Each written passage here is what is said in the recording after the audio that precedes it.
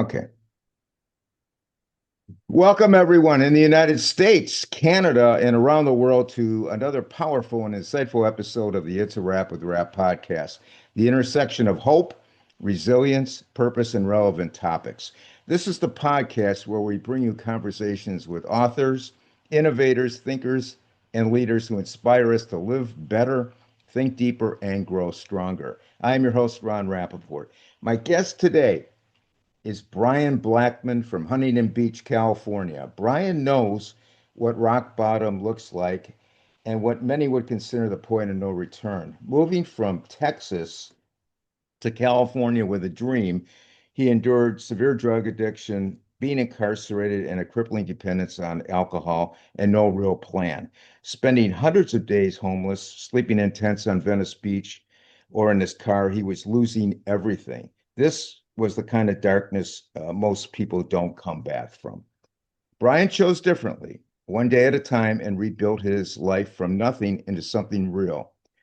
Today, he is a well-known viral social media creator, TikTok influencer whose live streams have established a community that is built on experience, strength, and belief, a recovery advocate, and the founder of the Global Crab Crew community.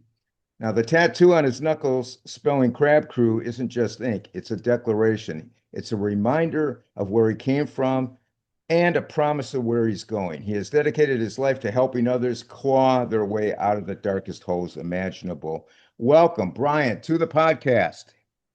Thank you so much for having me, man. I really appreciate it. Thank you so We're much. we're so glad to have you here. It's a real honor.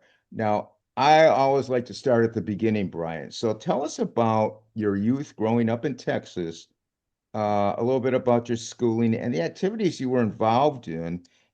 And along the way, tell us when substance use entered your life and why. All right, I can do that. I Okay. I grew up in an amazing family, an extremely loving, caring, provided for. Um, my families are really tight-knit, close family. I grew up in a old school Southern Baptist Christian home. I come from a family that my immediate family, none of them were alcoholics or drug addicts, and grew up in a middle class family. School was always rough for me. I didn't like it too much, and I was always the class clown.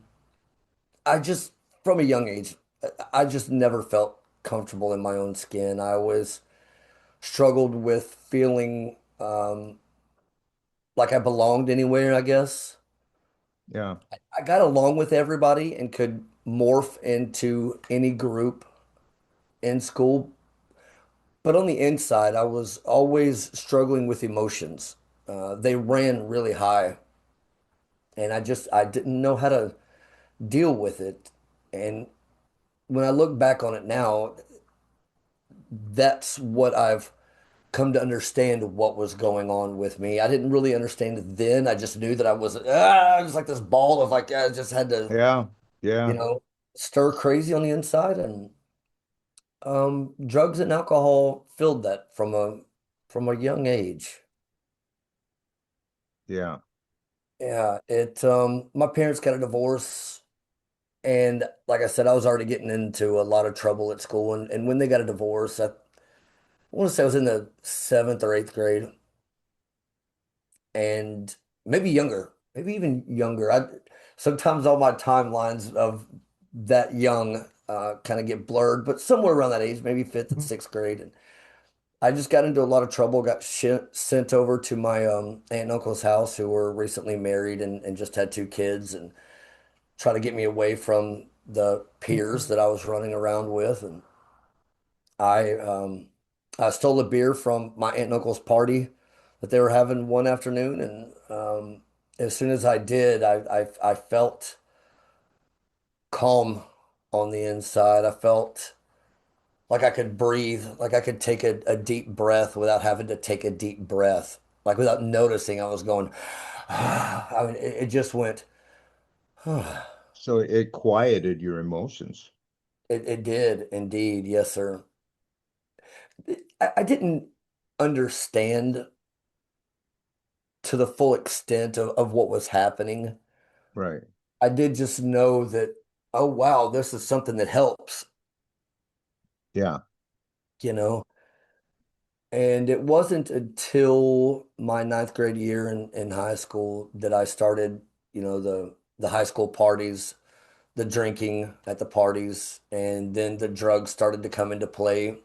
In the ninth grade, I was already doing coke and acid and mushrooms and Vicodin, Xanax, Adderalls. I mean, not Adderalls. Back then, it was a different thing. You could get these little pills off the gas station counter, and they would speed you up really bad. I mean, we were taking anything and everything that we could get our hands on, and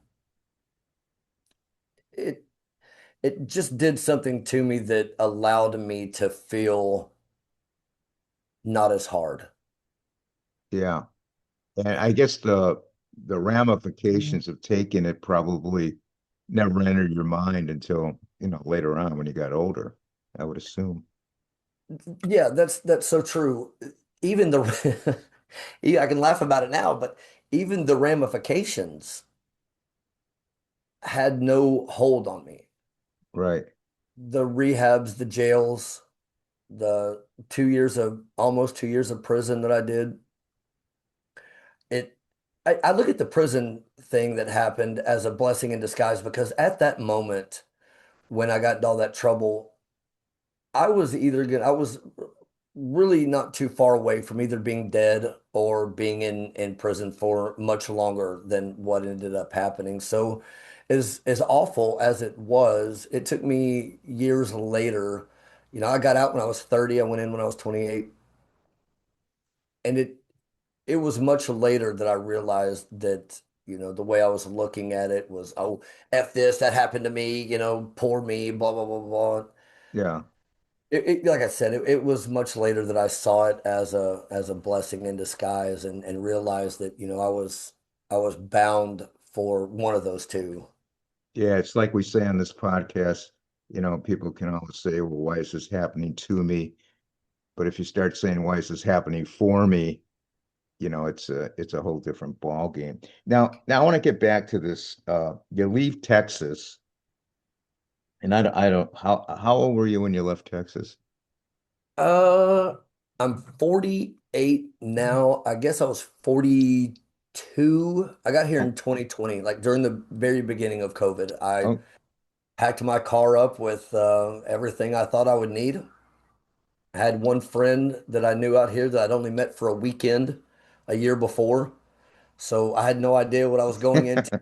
I just knew that hello, I I'll was be headed there. out west. Yep, yep. So you left what you call chasing a dream, and so tell us what was the dream and what happened when you made it out west, given the fact that your addiction was never really curbed.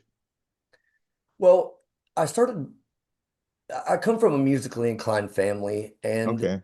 so I started when MTV first came out. I was 6 or 7 years old, roughly, watching MTV in the living room with my dad. And I heard this band called Quiet Riot, Bang Your Head video came on, and I heard those guitar sounds, and I just immediately had chills throughout my entire body and was like, "Oh my God, what is that?" After the video was over, I remember looking at my dad and saying, "I want a guitar like now. That's what I want to do." And my dad told me at that time, "It's a pipe dream. One in a million make it, and you'll never make it. So let's just figure something else out." Well, that started. I didn't learn this or figure this out exactly until I got sober and started really taking a deep dive into my history. Yeah. But that moment planted a seed in me without me knowing that, then I started seeing the Motley Crue, the Guns N' Roses, the Poison, all these guys are running the Sunset Strip in Los Angeles. And I was like, oh, oh, one of these days, my friend, that's where I'm headed. And I am Yeah. going to live out the sex, drugs, and rock and roll lifestyle. I started playing guitar in local bands around Dallas my whole life. And that's exactly what I did, man. I lived that lifestyle to the threshold of, like I said, being in prison for a long time or dead. And man, I got out of prison and started working for my aunt and uncle's mobile lab and X-ray company, and was doing that for 5 or 6 years, and then all of a sudden had this desire to go get a degree in audio and video production. So I enrolled into the Art Institute of Dallas, doing some really bad things. I After I got off the parole part of it, I started my methamphetamines and drinking back up immediately. And so I was eating a lot of pills. I was getting these prescriptions from doctors, and I was I would get up out of class and go to the stall in the bathroom and smoke meth in the bathroom and go back to class. I mean, that was how crazy and just out of control I was. But let me And ask you a question. Yeah, yes, I just got a question. These rehab centers that you obviously went to, bunch of them. I'm sure more than one, yeah. Um, do they work for most people or Not that I've noticed. really? And Yeah. the Or is this reason I mean we're gonna go I got some more questions for you and we're gonna get to it, but I mean it seems like you really have to want to do it yourself. that's Y- it. Yeah, It's as simple as that. It is yeah, as simple as that. Every reason that I went to rehab was to give my mother a few extra nights of good sleep, to get my car back that they'd taken away from me, to get allowed back into their house when they kicked me out. Um, I went to a rehab and a sober living home that were from a job that said, it was a really good job for how young I was. And they're like, we're either going to let you go or you have an opportunity to go to rehab. yeah. So they were all for selfish reasons. None of them were because I wanted to. Right, right. Now, what did your family think of that move out to California? They were excited about it. They were pretty nervous Yeah, because, they knew, I never really hid my addiction from my family. They always knew that, I always struggled. Whether they knew exactly what I was doing or what I was on didn't really matter. They just knew that, I was always on something. So to pick up and just leave everything and everybody, they always knew it was a dream. I mean, I've told my parents since I was young, I'm moving to California one of these days. I'm going to live in California. I'm going to live in California. I'm going to Los yeah, Angeles. So when I finally made the decision, they were supportive, but like I said, terrified at the same time, wondering if their son would ever come back or if, I would come out here and be able to make something of myself. Just all those. I'm not a parent, but I'm sure just the normal fears of, their kid yeah. leaving. You know. Now tell our audience, and we've been down this road. I've done podcasts with homeless agencies in Los Angeles, and we've done podcasts with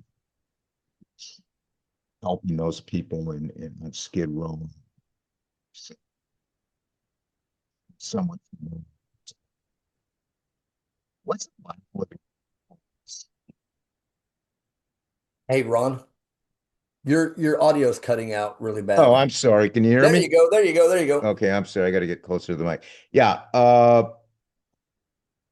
Tell us what that homeless situation is like, living out in LA. Like I said, we've done podcasts with homeless health, Los Angeles on Skid Row, etc. Uh, but what's it like, and what lessons did homelessness teach you that still may influence your life today? Man, it was a different kind of scary. It is fight or flight. It is uncomfortable. It's sad. It's lonely, physically, mentally, spiritually, debilitating, and dark. Nothing You know, good, nothing good about it at all. no, no, sir, nothing good. It it it beat me up so bad, man, that there were many times where I just thought I can't do this anymore. I have no choice but to go back to Texas.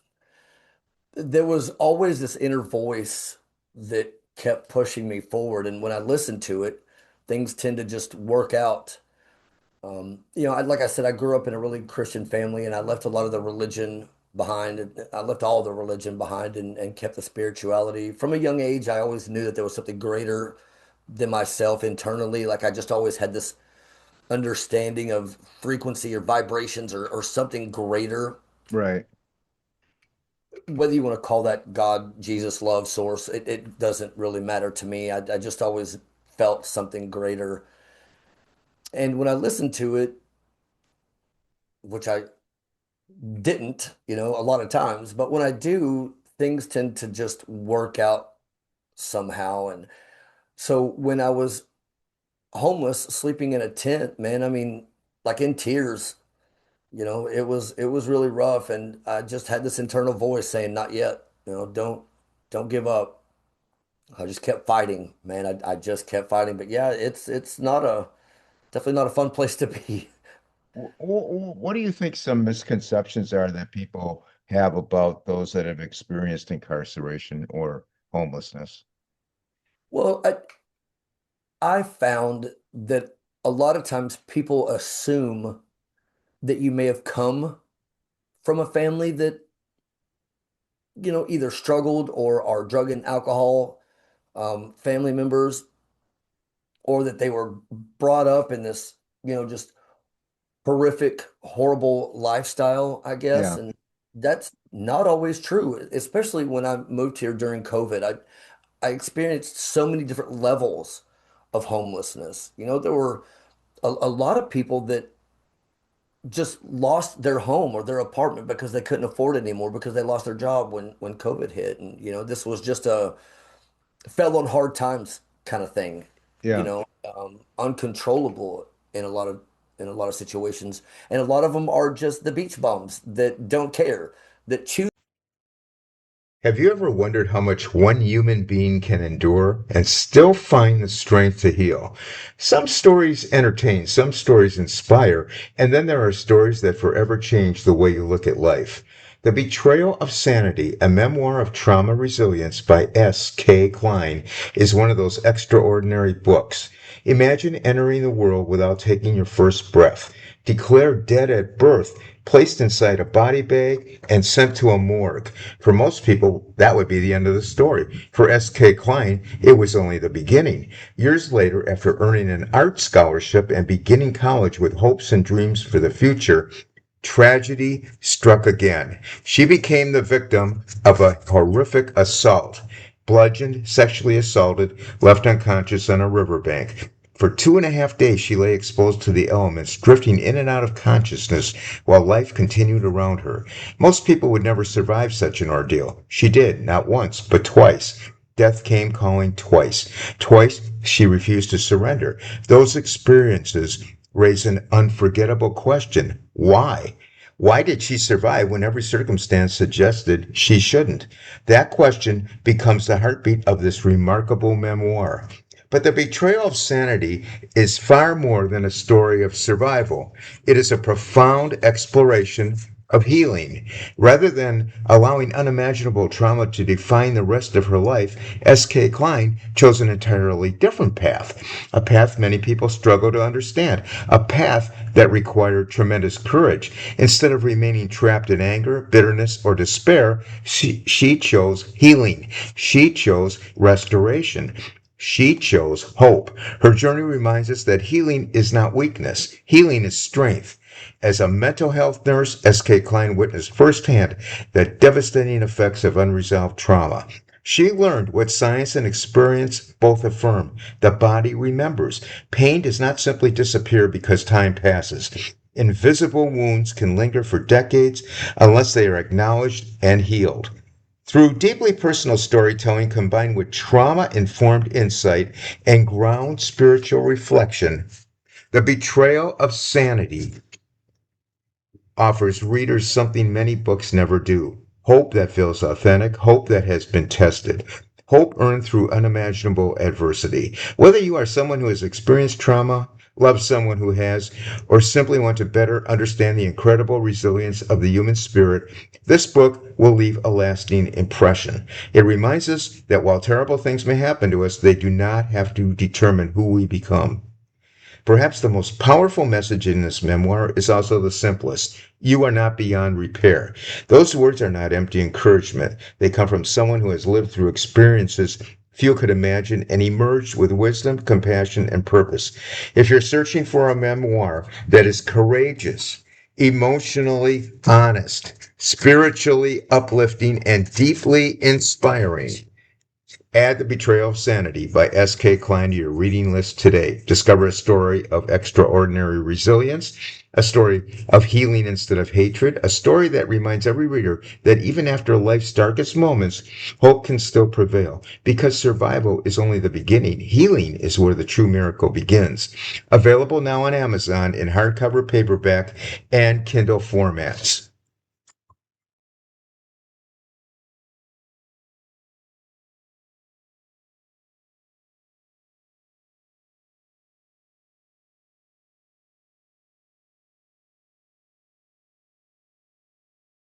Is that lifestyle. And then they're the drug and alcoholics and um, it for all walks of life. All walks of life. And I think that the biggest misconception is probably thinking that people come from families that are designed that way or that lived that way or that's what they came up from. And that's just definitely not always the case. So tell us, Bryan, what was the moment that sparked you to stop your path of self-destruction? What was the moment? I was 922 days ago, 2 years, 6 months, and 20 days, I think it is exactly.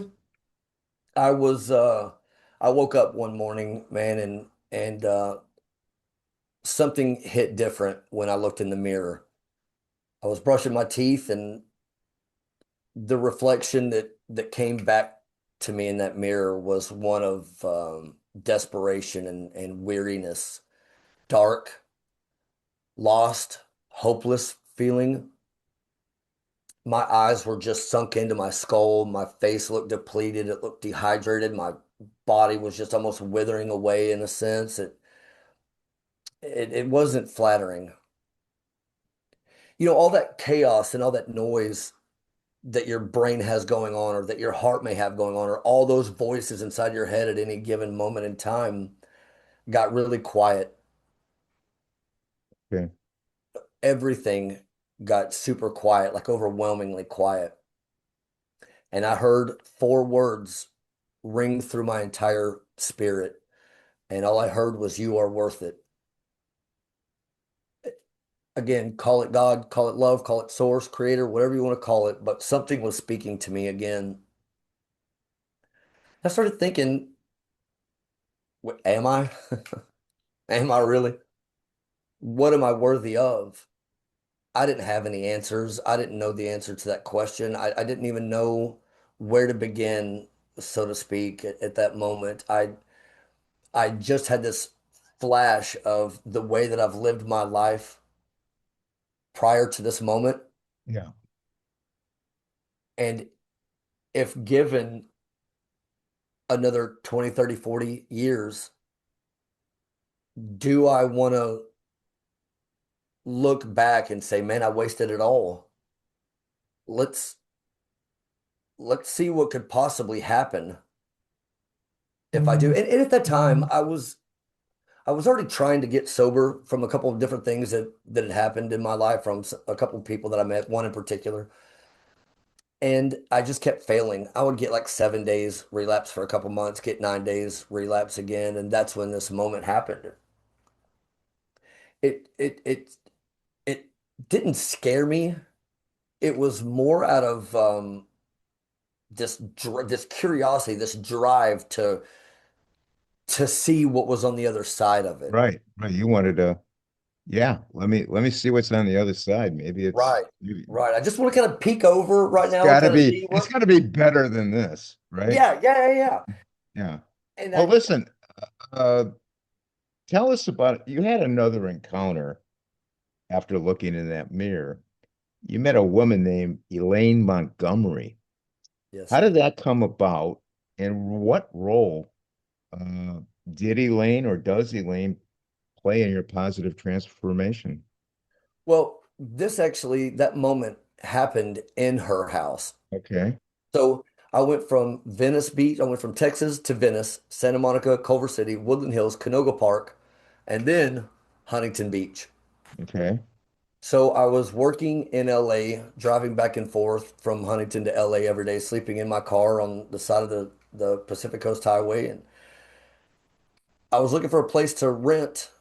Um, and it was a struggle to find places that would take in an alcoholic drug addict that was kind of tweaked out and not really in his right mind when he went to meet these people to rent Yeah, this from. what happened when they wanted a credit check or whatever they Yeah, do? exactly. Yeah, yeah, that was, hard. So things just weren't panning out. And I ran across this sign that had a room for rent, and it turned out it was Elaine, and she took a chance on me. So I moved in. We had this great, amazing friendship that just evolved really quickly. How old is Elaine? At the time, she was 84, I think, going about to turn 85. And Okay. then she's 89, about to turn 90 next So a month. pretty wise lady. She's probably seen everything there is to see. Yes, sir. And the first night that I met her, that she kind of showed me this space that she had for rent. Yeah. She again, I was pretty bad off in um my abilities to even function. I was tired. I was just so tired and weary. And Yeah. she was talking to me in the kitchen, and she told me that her oldest daughter, she has three kids. Her oldest daughter had died of a brain aneurysm, which was more than likely caused by her own alcohol addiction. She had two daughters that are still alive and live close by, that are a big part of her life, but they also are in recovery. They had bad alcohol and drug addictions as well. And then she lost two of her grandsons from fentanyl overdoses. Wow. So, yeah, wise and had been through it. Yes, sir. I hid it very well. I was a professional drug and alcoholic.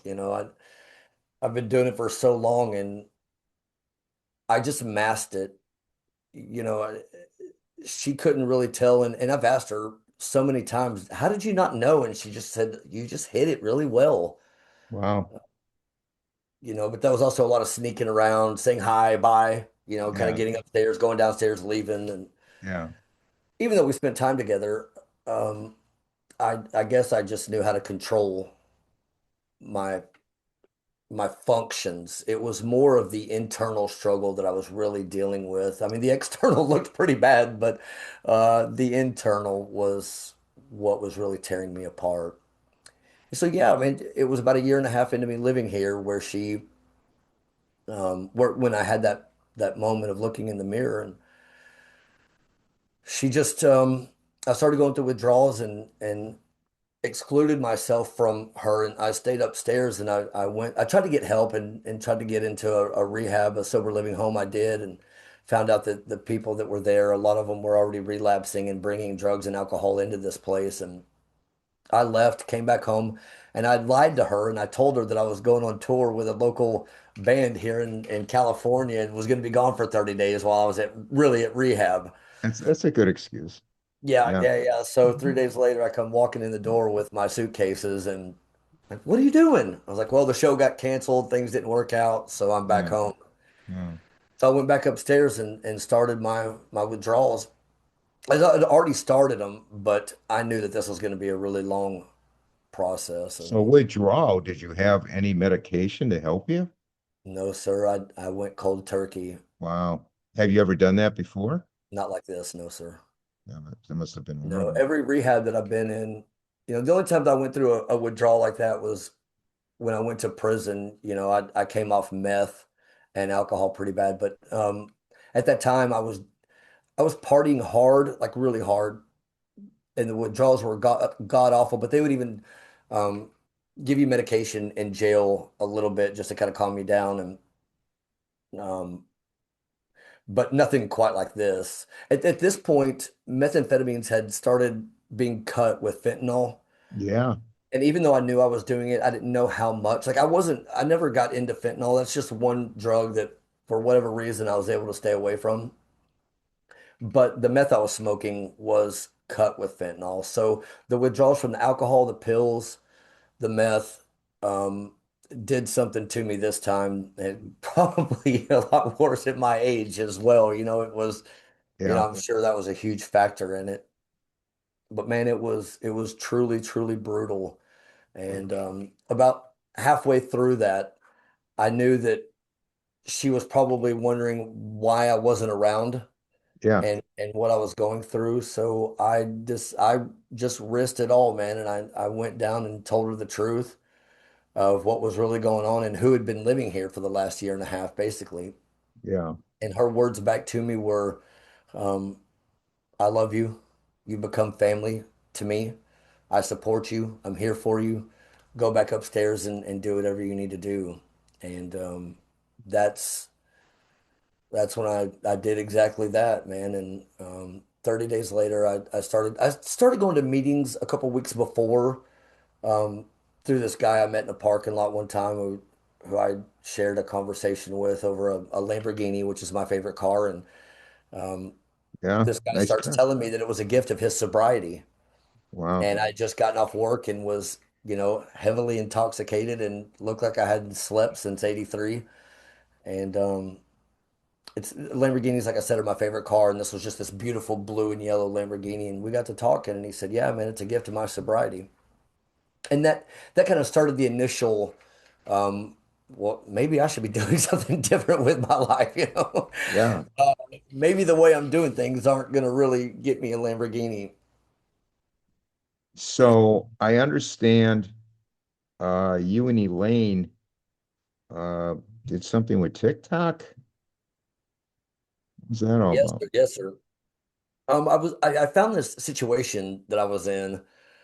You never know what this woman is going to say or do at any time. And I was already making TikTok videos, and at the time, my little niche was again twacked out and not in the best state of mind. But I worked in LA a lot, and so I would run from the LAPD helicopter. That was my thing. I would make all these crazy right and left turns and running through work, hiding in porta potties, just hiding behind bushes. All these at the time I thought were funny, silly things to create these fun little videos on TikTok. And when I moved in here, man, I just started filming our life together.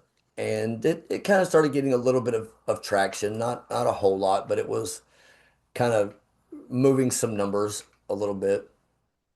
And one day I was about 6 months into my sobriety.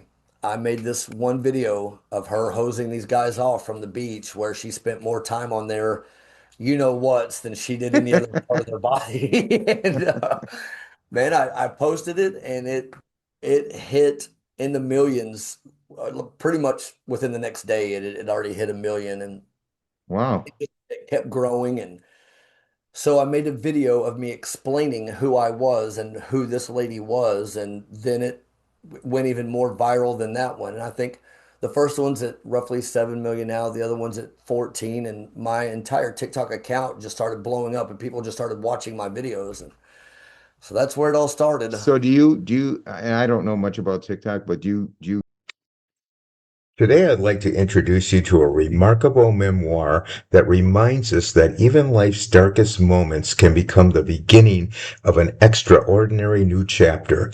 The book is The Good Kind of Cancer, Turning Pain into Purpose, One Day at a Time by Alicia Baca.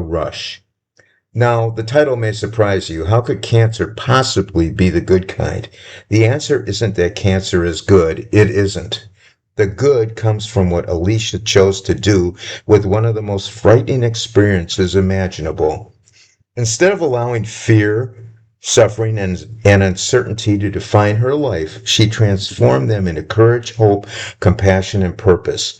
In this deeply personal memoir, Alicia shares her incredible journey through stage 2 thyroid cancer, multiple surgeries, including 2 tracheostomies, life threatening medical complications, and moments when survival itself was uncertain. Yet, through every setback, she discovered strength she never knew she possessed and a renewed purpose for helping others. This isn't simply another cancer story. It's a story about resilience. It's about faith. It's about forgiveness. It's about rediscovering yourself after life changes forever. Whether you've personally battled cancer, cared for someone who has, or simply faced overwhelming adversity, Alicia's story speaks directly to the human spirit.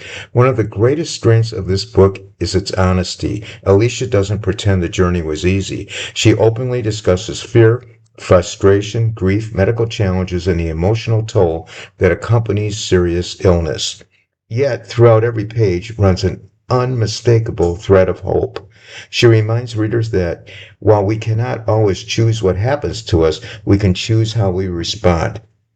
For anyone currently facing cancer, for caregivers who often carry invisible burdens, for survivors searching for meaning, or for anyone navigating life's unexpected storms, this book offers encouragement that feels authentic because it comes from someone who has truly lived it. You'll laugh, you'll cry, you'll reflect, and perhaps most importantly, you'll come away believing that hope can survive even the darkest circumstances. It's more than a memoir. It's an invitation to view life's hardships through a different lens, not denying the pain, but discovering that purpose can emerge from it. If you're looking for a book that will encourage your heart, strengthen your resolve, and remind you that healing involves far more than medicine alone, this is a title you'll want on your reading list. Pick up your copy of The Good Kind of Cancer, turning pain into purpose one day at a time, and discover how one woman's journey through unimaginable hardship became a message of hope for us all. The book is available from Amazon in paperback and Kindle formats, and the author's contact information is listed for speaking engagements, media interviews, and review copies. Please reach out. Get remunerated for that? Is there any monetization for that? Right. So the thing is, I didn't know at the time how this happened or how you start making money off of it, but Yeah. you have to have 10,000 followers and you have to have a video go 100,000 viral within a 30-day period. Okay. I had 4,200 followers, and if you get to 5,000 at the time, you could just do the TikTok shop, which she loves gardening. She loves new flowers and garden hoses and things like that. And all I was trying to do was get to 5,000 followers so I could start buying stuff off the TikTok shop and putting it on my page and, you know, making videos of us gardening and me helping out doing that. And so I kind of hit over that within just a few hours, and it got to a point where yes, after that happened, it became a way for me to monetize off Well, of it. that's Yes. good. That's good. So moving on, after you get sober, you decide you want to help others that are in the dark place you escaped from. And you created this concept for transformation and you named it Crab Crew Life. Now, for those who are trapped in a dark place, what's the core philosophy behind this concept of yours and why the name Crab Crew Life and what inspired you to create it?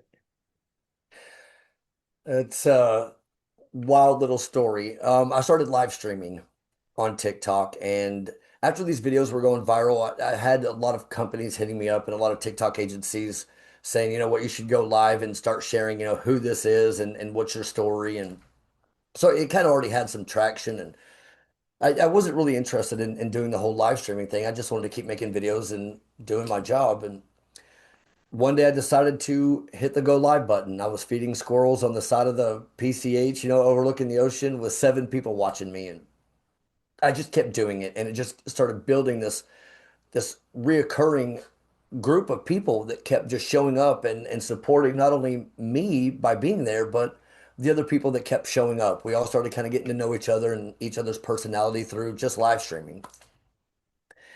And it ended up with me starting getting coffee every morning, watching the sunrise, doing the HB pier surfers, and then it became a night show as well. So I was doing it in the morning and at night, and so I started getting to know a lot of people on the HB pavilion, and just kind of having this group watch me and kind of just around that we're out there hanging out, and people send you virtual gifts on TikTok live stream, and that's how you make money. So Okay. people support what you're doing by sending you gifts, right? For your entertainment, for supporting what you're doing, that they believe in it. And this one lady named Kari sent me this crab gift, and it's a crab that dances on your head, and it's little pinching things going everywhere. Um, I had just yelled out, "Oh, thanks a lot, Kari, for giving me crabs right here in front of everybody on Yeah. TikTok. Thanks a lot. I appreciate it." Well, it just turned into this really funny thing. And next thing I know, everybody's sending me this crab gift, and I would yell out their name and ask them why they're giving me crabs. And I had put a P.O. box on my TikTok bio, and next thing I know, from all over the world, man, I'm receiving crab gifts from everybody: T-shirts, keychains, watches, or blankets, boxers, socks, just all kinds of cool crab gifts from people. And then I started thinking about, why is this happening? Like, something's happening here. Right.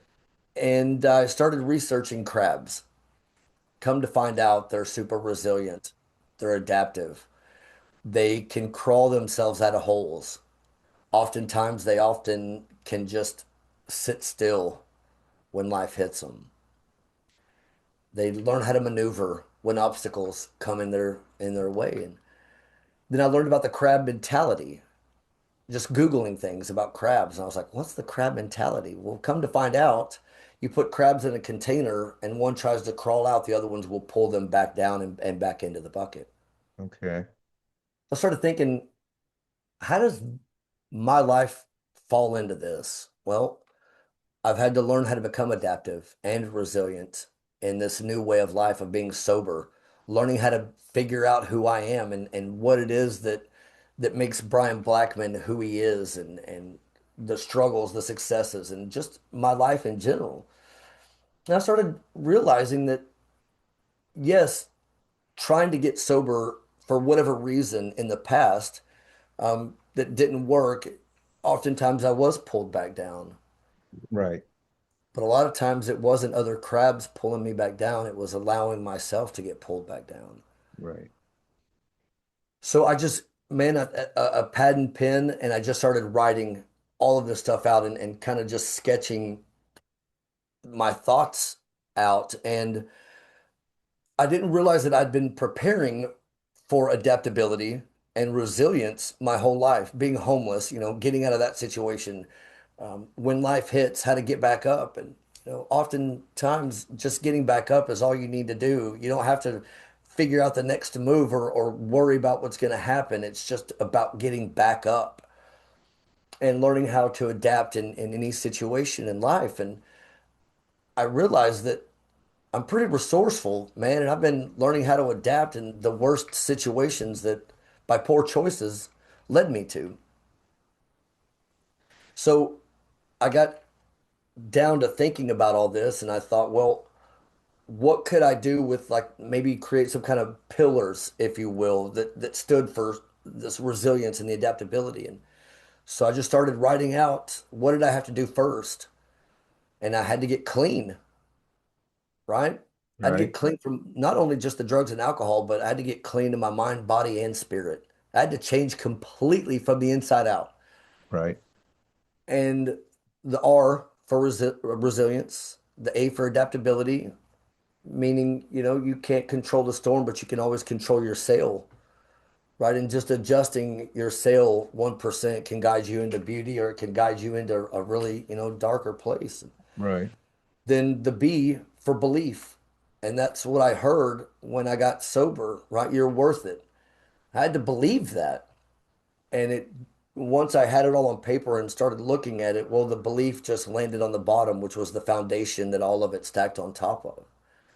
And I started believing and understanding that you can't build anything in life worthwhile on a shaky, rocky, sandy, flimsy foundation. You have to have a strong foundation. And that belief for me came to be that foundation that all of it stacked on top of.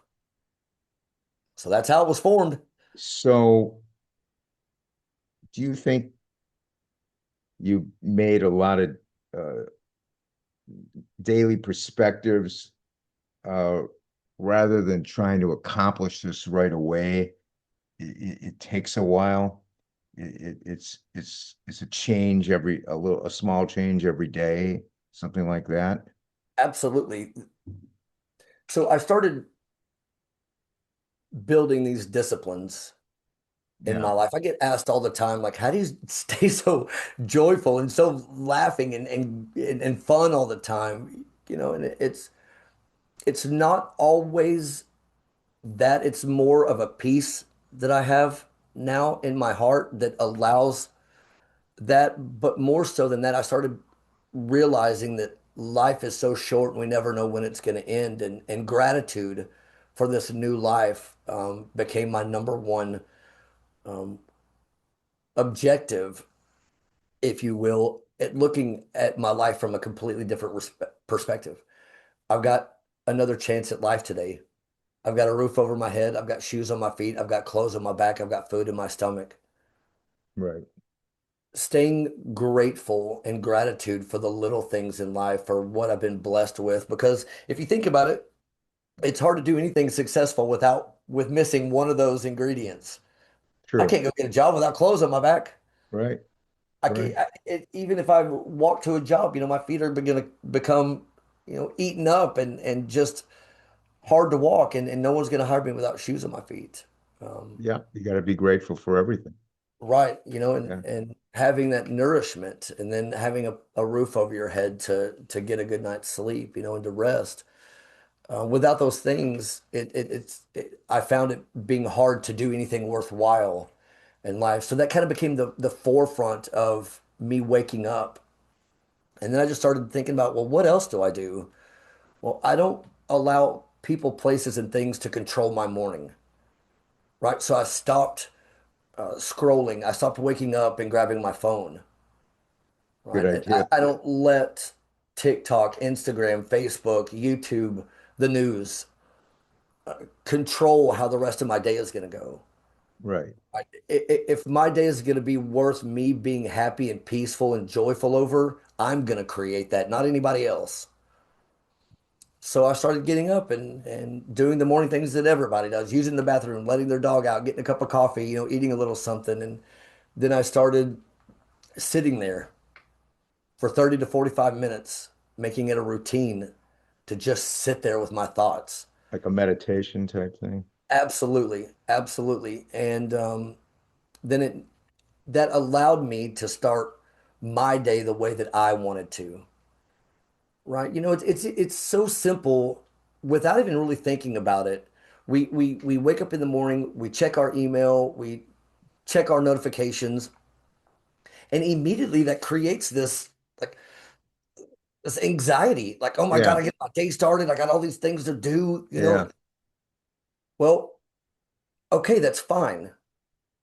But try waking up a little bit earlier to bring that peace and that gratitude to start your day off with yourself. Or um Good. That's great advice. That's great advice, yeah, and so especially for it just people started out there. becoming a way that I did things. It's these little disciplines that I started adding into my daily routine, and then that created this this way of life for me. It created a way for me to really start taking control of my own thoughts and my own emotions without letting anybody else do that.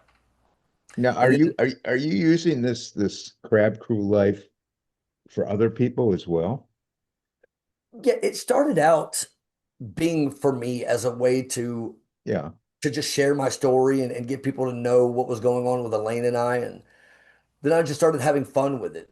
And then it just started growing and getting bigger. And I went from, 4,200 followers to 144,000 followers. I think 21 or Wow. 22, 23 million total views on everything. And once I started seeing what the Crab Crew It's not even a community anymore. It's gotten so far beyond that. It's like a family of a lot of people, bigger than I could have ever imagined. And it just keeps growing. And so I realized that, yes, it helps me do something outside of myself and it helps me get my creative, artistic, just crazy mind going, and staying out of my own head for a Yeah. little while.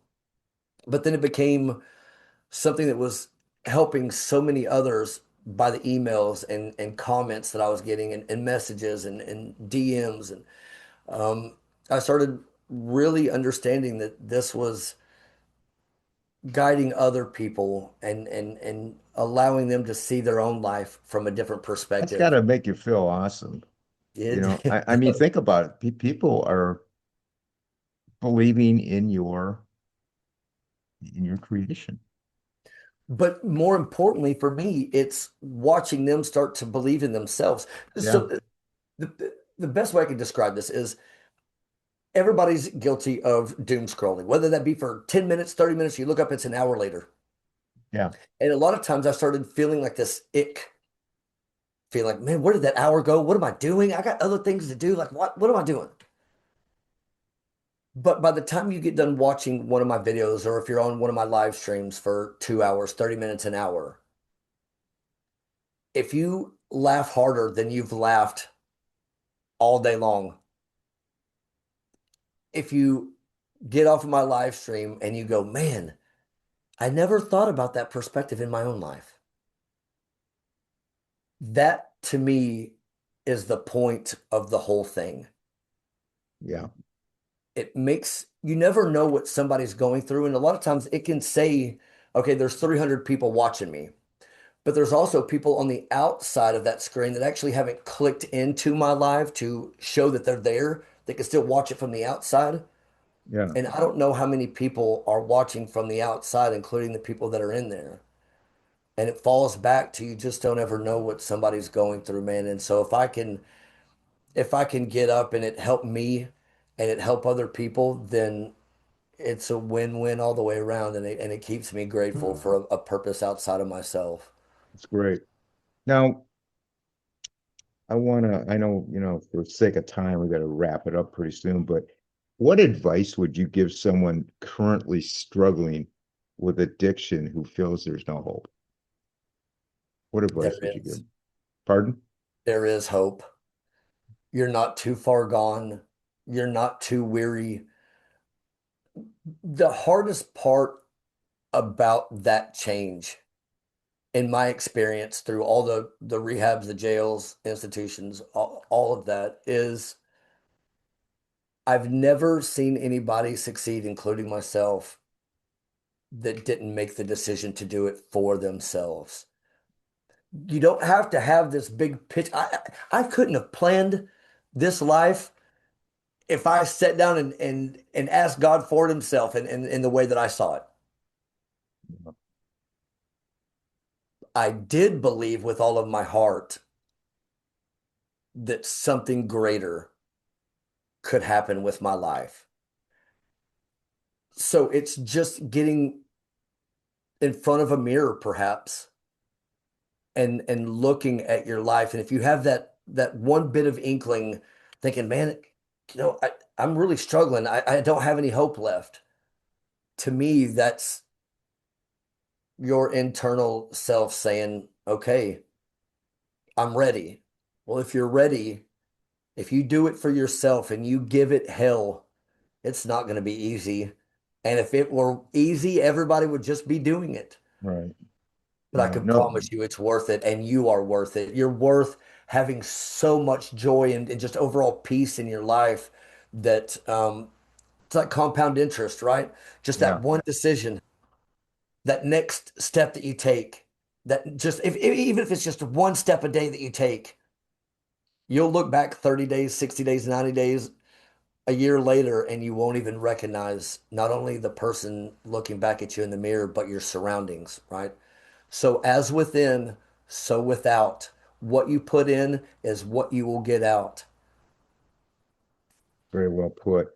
What would you say to families trying to support a loved one battling addiction? Man, that is a great question. My mom used to tell me um, that she didn't think I was going to make it, Yeah. right? She'd spend every dollar she had, every ounce of love, every sacrifice she could possibly make to make sure that our son, um, that she could support him in every which way possible going through this. And her preacher at her church finally told her, "Do you feel like you've done everything that you could possibly do and no stone has been unturned?" She said, without hesitation, "Everything that I could possibly do, I've done." And he said, "Well, then all you can do is continue praying that something changes." Um, so it's kind of like I don't have kids, so I can only imagine.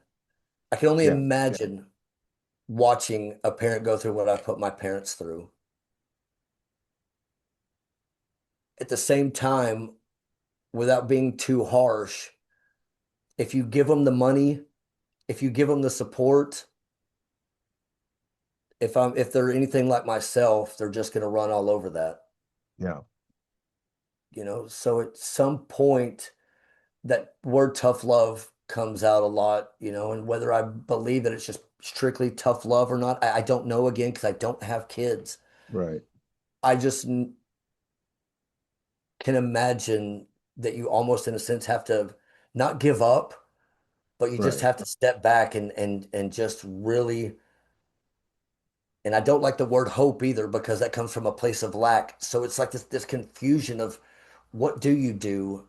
I guess what you're saying is you have to help to an extent, and then after that, You can only do when so you see much, it's man. fruitless, you have to actually step back and take care of yourself. Right. Because if And you that comes screw back your to you destroy yourself, you can't help anybody. exactly. And it comes back to that simple analogy. If you're on a plane and you've got a child and that plane starts going down, the oxygen mask drop. What do you do? Do you put the oxygen mask on your kid first or do you put it on yourself first? Well, a lot of people are going to say, "Oh, I'm going to put it on my kid to make sure the kid's okay." Well, if you're struggling and not getting air and stuff, you can't take care of your kids. So obviously you Right. put it on yourself so you can manage what's around you. So that's a tough one, and that really is. Yeah. It's a tough one for sure. Uh, Brian, how can people follow you or contact you? Yeah, just go to crabcrewlife.com. All of my social media is there at the bottom. Put your email address in so we can send you out, you know, notifications when we're doing things and Right. come join one of the live streams. If you're on TikTok, you know, come hang out with us and tell us who you are. Today I'll be in San Diego a little bit later and gonna go live from there and just go see a beautiful sunset and just come hang out with some beautiful people. But yeah, crabcrewlife.com. You can read more about Elaine and I and a little bit more about my story, that stuff we didn't get into. Okay, awesome. That's going to be in the podcast notes for people out there watching or listening. Now, what's next for you, and what legacy do you hope to leave through your work and your story? It's a great question. What's next for me is just continuing to build um, a way for me to help others become better versions of themselves. That's truly my passion. It's the desire in my heart. And however that path unfolds for me, I don't know. I just know that I get up and I put one foot in front of the other with a desire to do that. Getting these podcasts out and sharing with people, you know, about what's possible Yeah, and what legacy do I want to lead is that somebody says, man, that was the most authenticity, having integrity, having joyful, peaceful person that truly enjoyed helping other people that I ever had the chance to know or come across. That if I were to die today, man, and I hope that I trust that people will see that you know, you can truly dig yourself out of the darkest moments of your life and have a light shine that you didn't even think was still there. great. It's great words. I want to thank you, Brian, for taking time out of your busy schedule Yeah, thank you. to be here with us. I know you're a very busy guy for sure. Your story is living proof that conquering what some would consider not possible is indeed possible. And you are a source of proof of that to hopefully countless people out there struggling. Uh, Please keep up your great work and never give up on helping others to find their way to success over their challenges. And I want to just end it by saying, God bless you, Bryan. It's been So a much. pleasure Thank and you, an Pat. honor having you. Much appreciated, sir. Thank you. Thank you. For people out there with comments and suggestions for our podcast, can email me at itsarapwithrap@gmail.com. We have a Facebook group, a couple thousand people in there. It's a private group. You want to join it. It's a Rap with Rap is the name of it on Facebook. We also have another group from chair to chair where we showcase our authors and people who have books that they want to get out to the public and things like that. So check that out. Instagram, it's a Rap with Rap podcast. We're on X at Rapper, WRAPPER 130. We're on most social media platforms. Our website is it's a rap with rap.com. YouTube is It's a Rap with Rap. The podcast uncut. All the episodes are on there. I want to thank everyone for listening or viewing, and I want everybody to please stay safe. And for now, it's a wrap.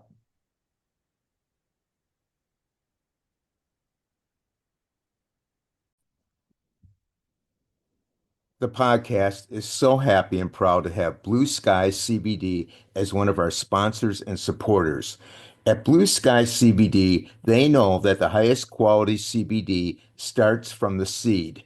Blue Sky partners with sustainable, responsible farms for superior hemp plants to extract their CBD and other healthful phytonutrients. Each of Blue Sky's products contain high concentrations of CBD for maximum impact, and Blue Sky offers some of the lowest cost per milligram CBD on the market. All Blue Sky's products are THC free and are tested by a third party laboratory for potency and purity. All this has made Blue Sky one of the only CBD brands trusted by healthcare professionals across the United States. As the demand for CBD and its therapeutic potential have grown rapidly worldwide, it is difficult to know which products you can trust. At Blue Sky CBD, they just don't sell their products, they use their products. Blue Sky CBD proudly shares testimonials of their loved ones who use these products. Blue Sky CBD guarantees the potency and purity of each and every product they sell. Blue Sky tests their products 3 times. First, the plant is tested, next, the isolate, and last, the final product to ensure each product batch meets Blue Sky's high standards. A copy of the certificate of analysis is linked below each product description online. The Blue Sky CBD website contains client testimonials, including a case study for each testimonial from the people just like you regarding people dealing with severe anxiety and insomnia, high blood pressure, pain management, headache, rheumatoid arthritis and spondylitis, and endocrine balance. Blue Sky even makes the product Pet Love for our canine and feline family members. Blue Sky CBD uses CBD derived from hemp that is THC free, which is drug free and can be sold everywhere legally in the United States. Blue Sky CBD wants you to feel confident with your purchase and offers you excellent customer service.